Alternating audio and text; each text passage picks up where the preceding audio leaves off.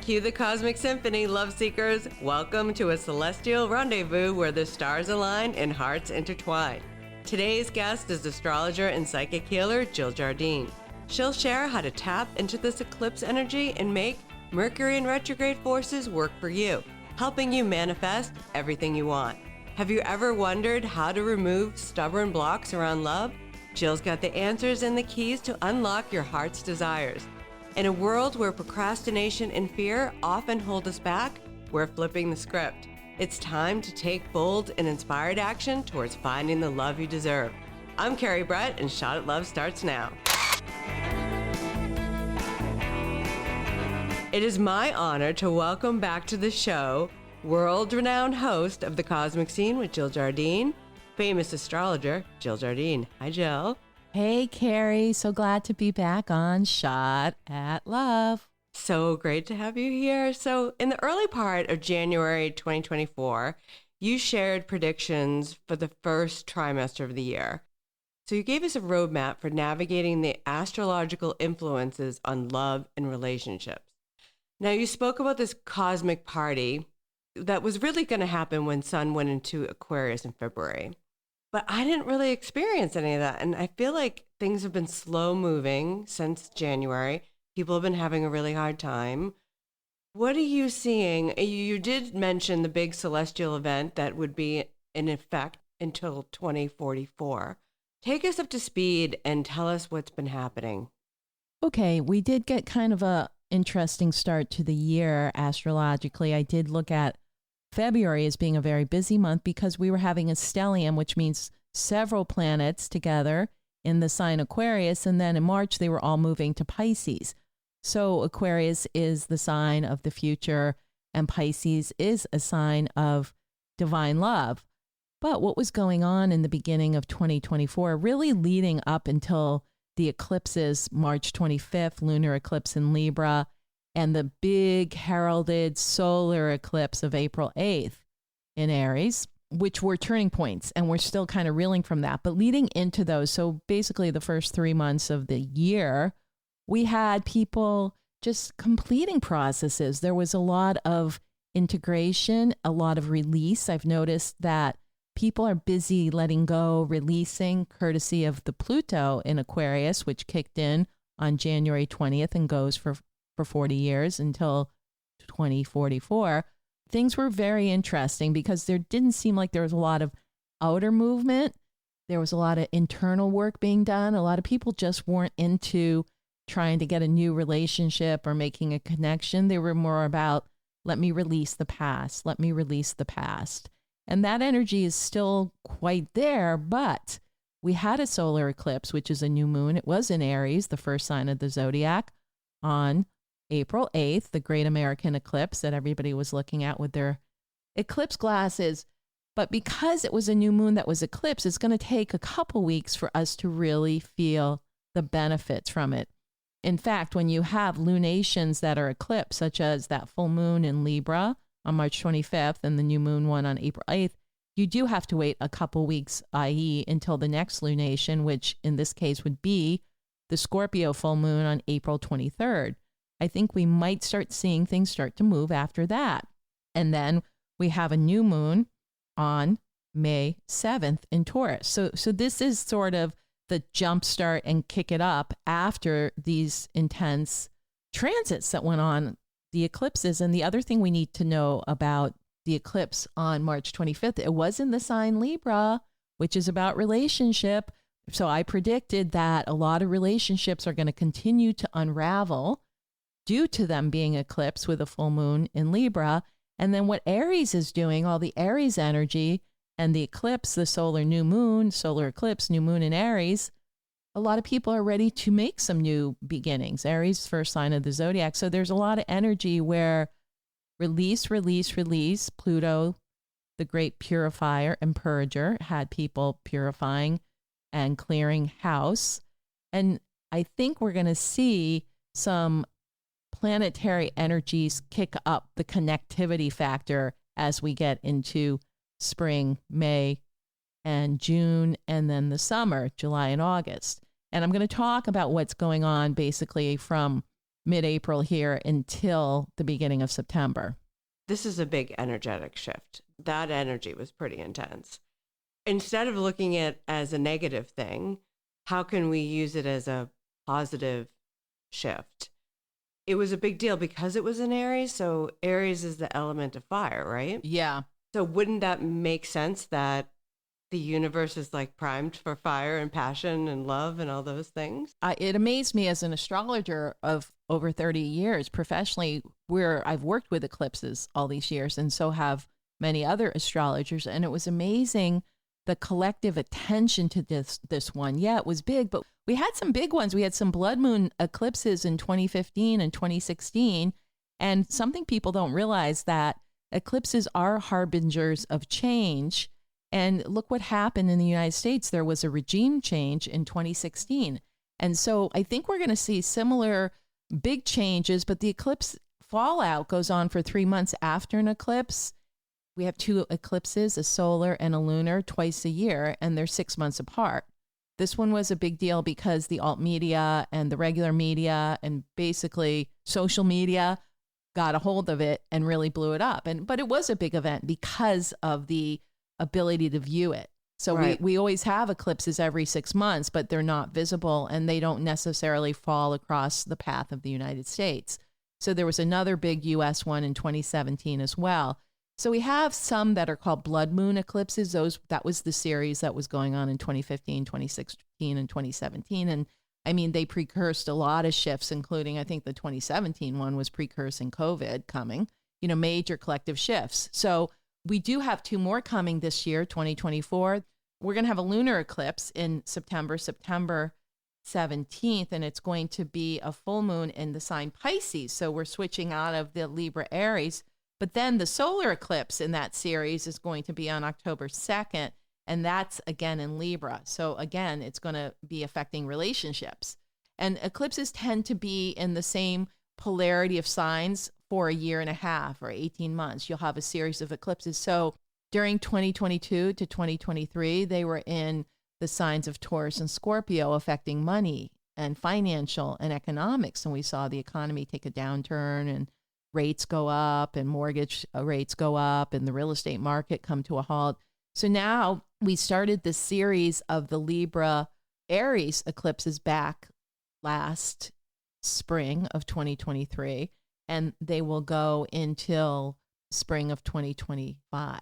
Basically, what we have to be aware of is that there's fallout for the 3 months after, and that's when the big changes come. So from April 8th to about July 8th, we're going to see a lot of changes. That's the time to jumpstart your new start. But in this case, wait until Mercury goes direct after April 25th. What can we do with this energy? So this major eclipse was also in the midst of Mercury in retrograde.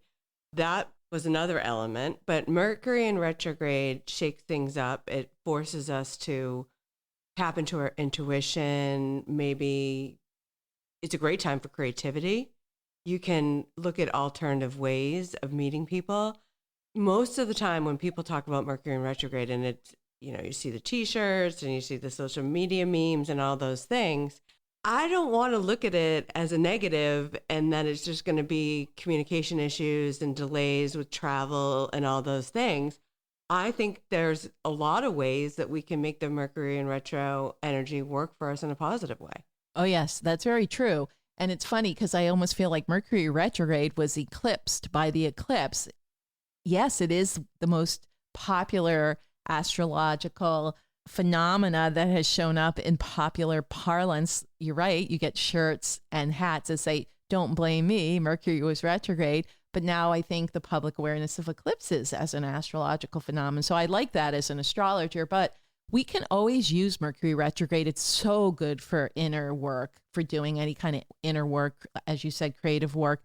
But all the RE words, anything that begins with like reorganize, reassess, review, revisit, it's really good time to go back to things that we haven't. That being said, there is also the possibility of recycling the X's, but we don't want you to do that. I just had to laugh because, I had met somebody during a Mercury retrograde at one point, And then every Mercury retrograde for the next year, that same person he would get back in touch with me. And he doesn't know astrology. And I just laughed. I'm like, this is astrology at its finest. I met him in a Mercury retrograde, so it didn't take off. But then every Mercury retrograde since, he reaches out to me when I haven't heard from him for 3 months at a time. And Mercury retrograde tends to come every 3 months. So yeah, you can hear from the exes or those ones that were false starts that didn't get off the ground. But again, I've learned from my own experience, it's probably not good to start a relationship in Mercury retrograde. It may not kick off. It may have a failure to launch, so to speak. Why is it important to focus on these redefine, review, the RE words, the realign? It's really hard to pull in somebody new if you haven't done the work and really figured out and are really clear about what you want to pull in. The failure to launch you just mentioned is because you can't be in that energy of I'll take whatever. Right. Okay, the past is the past. I've made these mistakes. I've chosen these types of people. What do I want to pull in that's different now? Who do I want to become? Who is this new person I'm going to step into? And I think once you get really clear and you do that inner work, it's a really good time to do that. Especially with it in Aries. Mercury is in Aries and retrograde in Aries until the 25th. It actually is in Aries, though, all the way through May 15th, 2024. So it will be direct from the 25th through May 15th. And that's actually a good time to launch something relationship-wise or anything new after it goes direct. And it's in that first sign of the zodiac. But Aries is the sign of self. So there has been a lot of attention about it all starts here. It all starts with you, and do your inner work and clear the past and do a fire ceremony, because Aries is a fire sign, and burn something representative of those exes or those type that you don't want to bring in, and do a little purging ceremony of some sort, especially using fire. Just don't burn down the house or the building. Give yourself a clean slate. Right. I like that. And also, if you focus on the self-love component, which is hard for people to do, but they say that if you can't learn to love yourself, you can't pull in love. Self-love, self-worth is huge too, because there's so many, especially I've noticed with women, where they'll keep going back to these dead wood type of men or these types that they know aren't good. But why do they do that? And that's the whole thing with Mr. Unavailable. That right there is a self-worth issue. When this episode comes out, there will only be a couple of weeks of Mercury in retrograde, but it does happen 3 times a year. We've got to go to work. We've got to create. We've got to do all the things. We have to learn to work with this energy. It's worth noting that Mercury retrograde next cycle is going to be from August 5th through August 28th. But this cycle is a little bit complicated. And that's in Leo, and then it retrogrades into Virgo? It goes retrograde while it's in Virgo and then goes back into Leo. Oh, interesting. And then comes back into Virgo when it's out of retrograde. Okay. But Leo's a really creative sign. So this is what I'm saying about creativity. And I had to stop and think about it. Of all the years of me shooting covers and stuff, I had to work with my creativity during all these times. And I've had people buy homes and friends do all sorts of things. Yeah, take precaution, but life continues on. Right. And you have to travel. They say with Mercury retrograde, it's not the best time to travel, or it can mess with electronics and communication. But you and I have special Sanskrit mantras that we chant so that we're not befuddled by that. But I also feel like you don't want to put that out as an intention. But if something does get a little bit messed up with time, schedules, electronics, or travel, you can blame it on Mercury retrograde. What can we do? What committed action can we take? What small steps? Maybe we can't take big steps right now in the next 2 weeks, but we can take a lot of small steps. And small steps lead to big steps. So let's get this unstuck. I feel like this year's been moving so slow. Exactly. Well, it's going to move fast enough once we get out of that Mercury retrograde, which is going to be on the 25th of April. But we also have some interesting other transits that are going to help us, especially with relationships. We have Venus, the planet of love and pleasure, going home to her home court of Taurus from April 29th through May 23rd. And we're going to have Mars in his home court of Aries from the 30th of April through June 9th. So these other planets, in addition to Mercury going direct, are going to jumpstart, and they're going to move things, especially relationship stuff. And then Mercury will go through the signs Taurus from mid-May, the 15th to June 3rd. And then it gets into a really great sign for connection, the social butterfly sign of Gemini from June 3rd to June 17th. That's going to be a really, really good cycle. And Venus will go into Gemini from May 23rd through June 17th. So it looks like the end of May and June, there's a lot of planetary action coming together that is really going to get people out there. And it should be a really fun summer because then we've got it continuing throughout the summer. So I think the summer, and I have said that, I mean, astrologically, we said that April would be challenging of all the months, and we're only halfway through. We still don't know what's to come in the second half. And I still think there's going to be some things going on in the second half of April that affect the collective. But we do have some nice connectivity with the inner planets, Mercury, Venus, and Mars. Remember, women are from Venus and men are from Mars. And those two are kicking it up in their home signs. So we should see a lot of fun activity and socialization back on track in time for the sun here in the Northern Hemisphere. How great would it be to find the love of your life? The man of your dreams. Do you believe online dating would work if you had the right tools to be successful? Well, I have exciting news. I've created your Best Shot at Love Masterclass. I cannot wait to share with you what's worked for me in my life and for many of my clients that have helped over the years. If you enroll in this class, you have a winning mindset and believe in getting help before you start something new. If you're ready to see changes in your dating life and want to take action, check out my free webinar at shotatlove.co. If you decide you're going to choose another path, that you're worth it, and you're willing to enroll in the masterclass, you can also register at shotatlove.co. I designed this masterclass specifically for you to be successful. Please know that everything you're going to learn in these 9 modules and 6 coaching calls has been carefully curated for you so you can gain the success you truly want. I will be there for you the whole time. In the meantime, I wish you all the success, and I can't wait to hear about your story of finding love. I'm Kerry Brett, and I will be your mentor and friend through this incredible journey.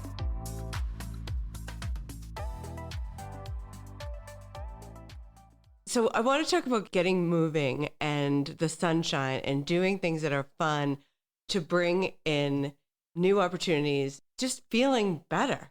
We were really having a hard time with the eclipse. And so we started walking the beach, Right. getting in touch with nature. You just came from yoga. All these things remove blocks. Yes, they do. And you're getting at something, move the energy, whatever that means. I mean, it is time for spring cleaning.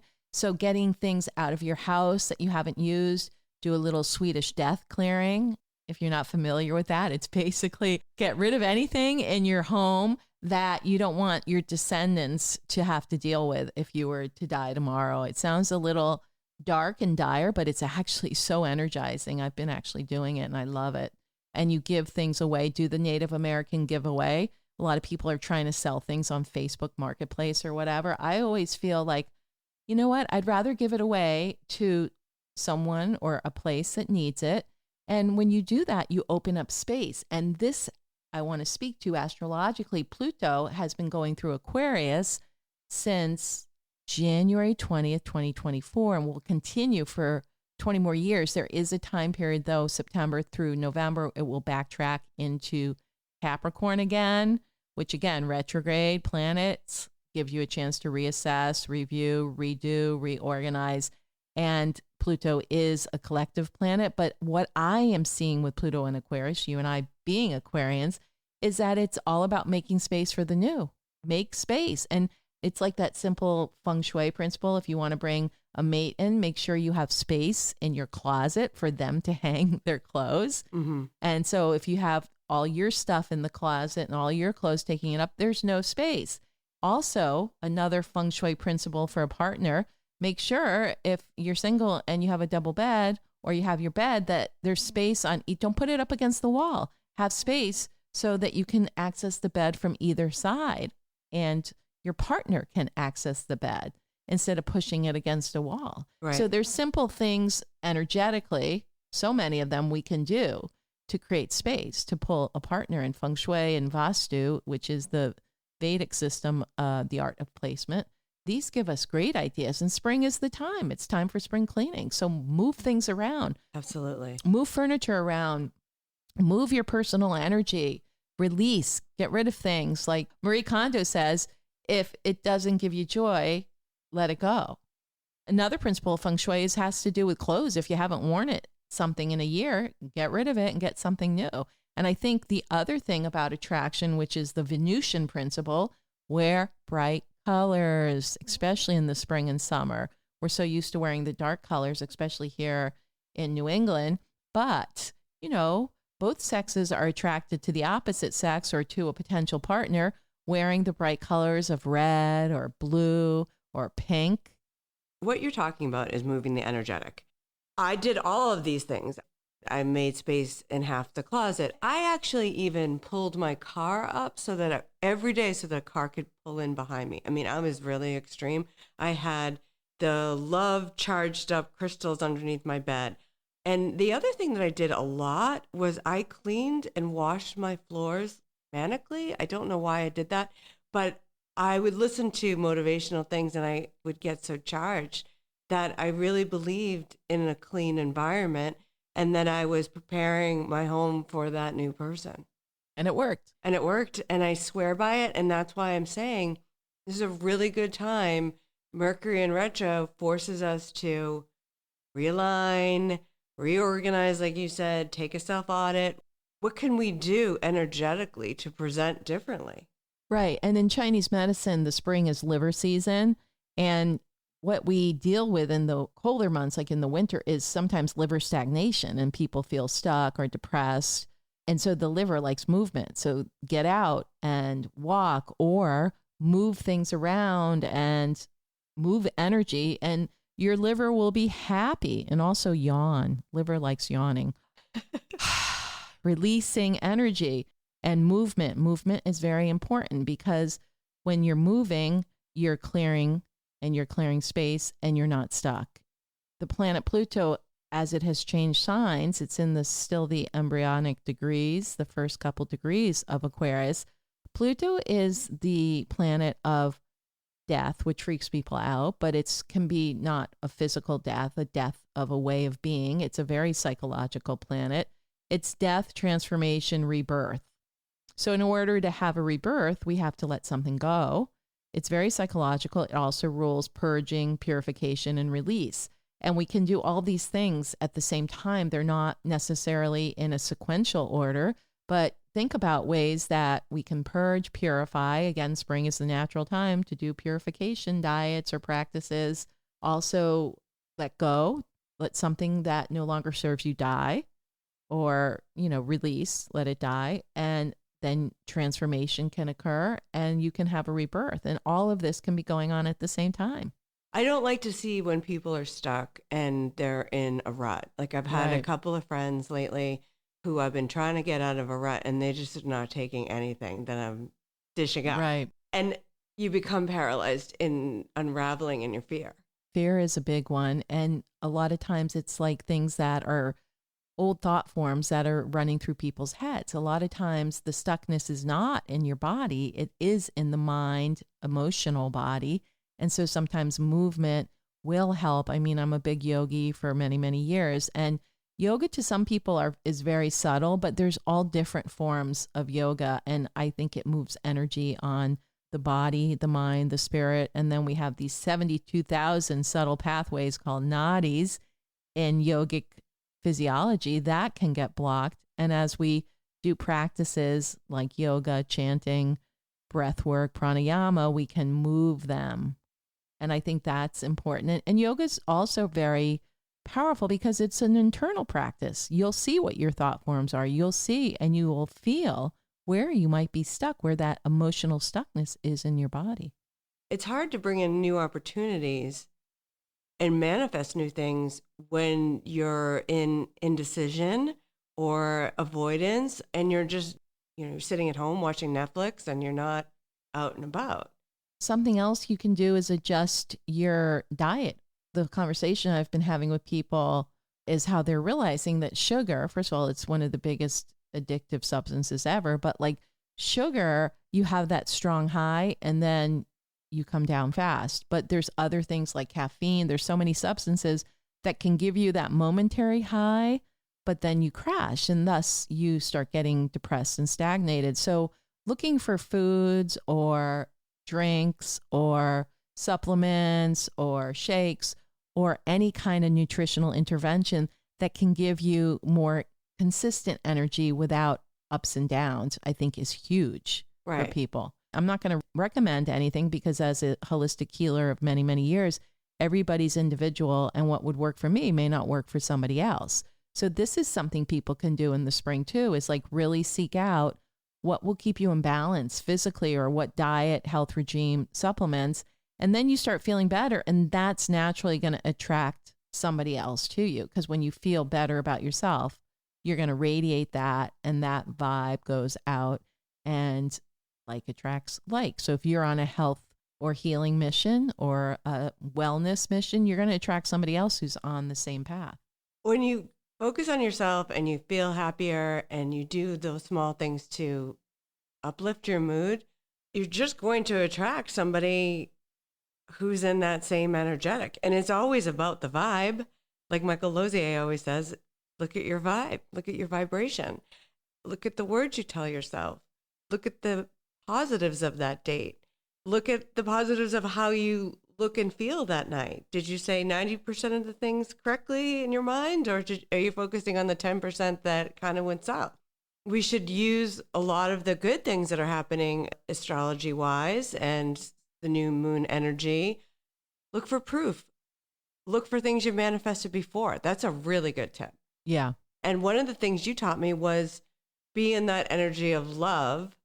When you are in that energetic of love or serving or helping, it manifests a relationship. It's like fake it till you make it. So find things to get excited about. And even if you have to go back to like when you first were dating, let's say your husband or your ex-husband, go back to the romantic part when you were having courtship. It feels so good and you can kind of reclaim those feelings. Don't think about what happens after that, but just go back to when you were being courted or you were first dating somebody that ended up being a relationship and how exciting that felt. And springtime naturally brings those feelings out. It's kind of interesting. I think it has to do with the sun being in the sign Aries of new beginning. And then we have the inner planets of Mercury and Venus and Mars all going through them during the spring, March, April, and May. And, I think it may be important for people to know when there are going to be new moons, times of new beginnings from May through August. So I'm going to share those dates. On May 7th, we have a new moon in Taurus.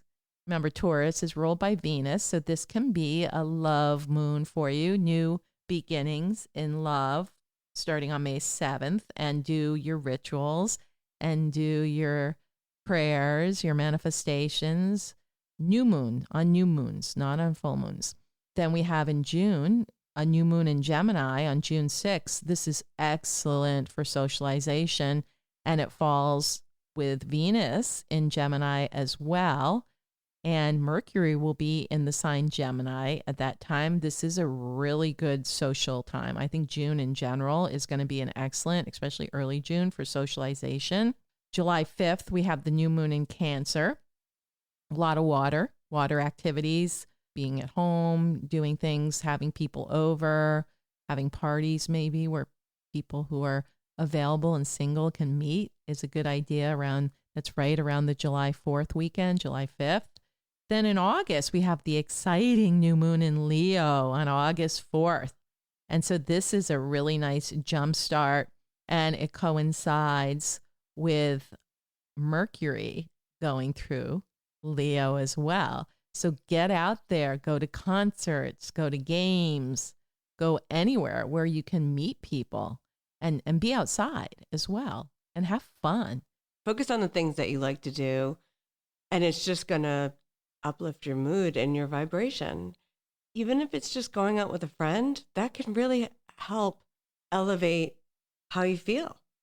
People are more isolated than you think. Right. I really believe a lot of that. it has to do with our society being all connected, everything being done through the computer these days. And I think, it's been a very big convenience, but it has also isolated people, and there hasn't been the human interaction that there used to be back in the day. There's another planetary aspect worth noting is that the planet Saturn has been going through Pisces since March of 2023 and will go through until 2026. And back when that went through in the 90s, it was a very cool social time, a lot of new ideas and connections, and certainly the New Age movement took off back then. I was part of that. We had all kinds of health expos. We used to have bookstores. We used to have a lot of ways to connect, but a lot of people were awakening. And now here we are 29 years later. We still have a spiritual awakening, but people aren't getting out there and connecting. It's all being done through the internet. And I don't think it's the same. And I think it takes away from, again, the human connection. And then we have Pluto in Aquarius, which that's all about like-minded people, vibe your tribe, and find groups that are interested in what you do. I have a client who she got divorced and she just hit the ground running, and she joined all kinds of groups to do things that she doesn't even do, but like hiking, any way to meet people. She was doing meetups. She doesn't really drink wine, but she's going to these wine tasting groups, and she's having a lot of luck because of her attitude. It's like, I'm going to try all of this, and I'll meet people who like doing what I do. And she's come to like these activities that she really didn't partake in. So try something new and try doing something with a group that has an activity that could be really, really fun. Yeah, I just did something this week that was, I'm going to try it. I'm going to try this once. Didn't like it. But I had to try. And I think you're not going to know unless you try. Right. Nothing's going to happen by doing nothing. So you've got to really give it a shot and try to bring in your new future.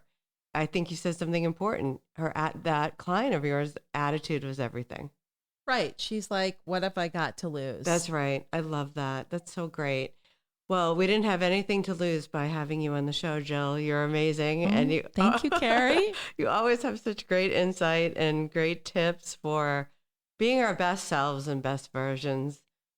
And I can't leave home without you. So tell the listeners where they can book a call with you or listen to your podcast. You can book a reading with me through my website, JillJardineAstrology.com. I have been doing this work for many moons.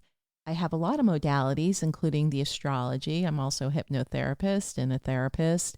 And I do something called soul mapping, which is a deeper dive into astrology, if you're open to that, to really, really work through your blockages and clear ongoing patterns that you may or may not even be aware of. I also can teach you about your chart online. So there's many options for readings, teachings, deeper dives. And of course, listen to my podcast, Cosmic Scene with Jill Jardine, available on all major podcast platforms. We have a lot of fun. I have guests who are leaders in the consciousness shifting movement and have been for a while. I have astrology updates. We have cryptocurrency updates. We have a big one coming up with the Bitcoin halving coming up. I've got my crypto clairvoyant guests coming on. And then, of course, we have Sanskrit mantras. I teach mantras for all kinds of things: abundance, wealth, removing obstacles, health, and more. So check us out at Cosmic Scene with Jill Jardine. Thanks, Jill.